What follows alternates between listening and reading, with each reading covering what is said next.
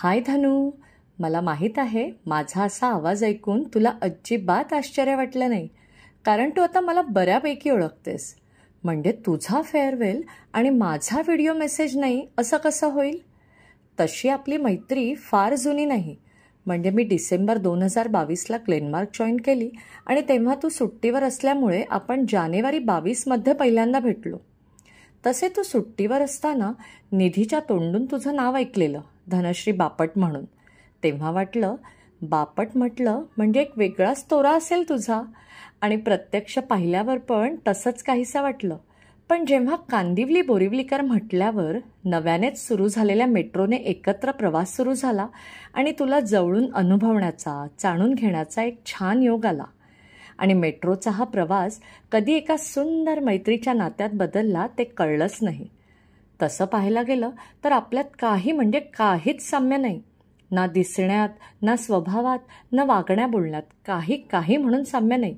पण तरीही आपल्या मैत्रीचे बंध एवढे घट्ट बसले आहेत की ते कधी सुटतील असं वाटत नाही.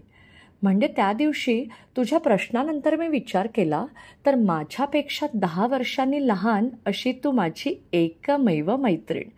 मला कायमच तुझी हुशारी, बोलण्यातला आत्मविश्वास, जीव ओतून काम करण्याचा तुझा स्वभाव, एखादी गोष्ट ठरवली की ती जिद्दीने पूर्ण करण्याचा तुझा अट्टाहास, या सगळ्याचं खूप अप्रूप वाटतं.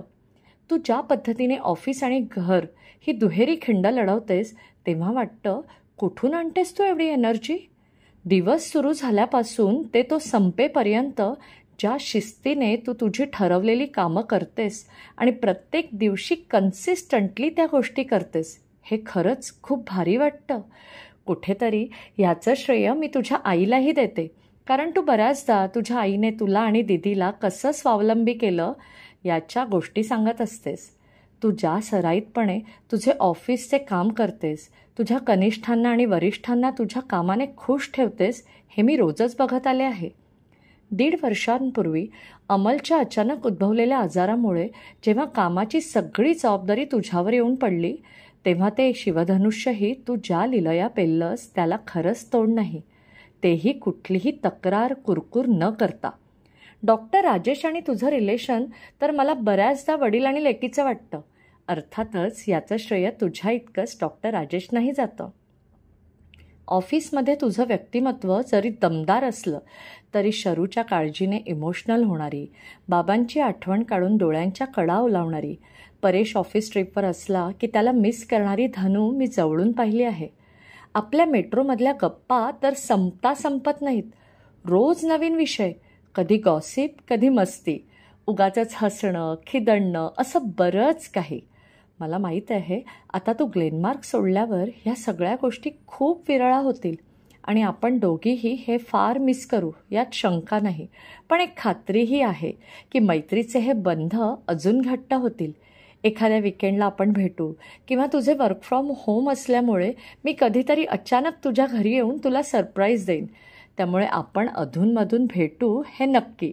आणि कदाचित आपल्या लंच ग्रुपबरोबर प्लेस आणि मेनू ठरवायला आणि मग एकत्र कल्ला करायला तूही येशीलच. आपण हल्लीच एकत्र केलेली जंगल सफारी तर आपल्या कायम स्मरणात राहील. खूप वेगवेगळे अनुभव आपण घेतले ह्या ट्रिपला. भविष्यात अशा आणखी ट्रिप्स करूच, पण त्याआधी तुझ्या पुढील प्रवासासाठी तुला मनपूर्वक शुभेच्छा. तू जिथे जाशील तिथे तुझी छाप पाडशील, यात काहीच शंका नाही. तुझा पुढील प्रवास खूप सुखकर आणि तुझ्या मनासारखा हो, हीच सद्गुरूचरणी प्रार्थना. तुर्तास इथेच थांबते. तुला जाता जाता कुमुदची एक घट्ट मिठी. Love you Dhanu, and I will definitely miss you. Bye from Kumud.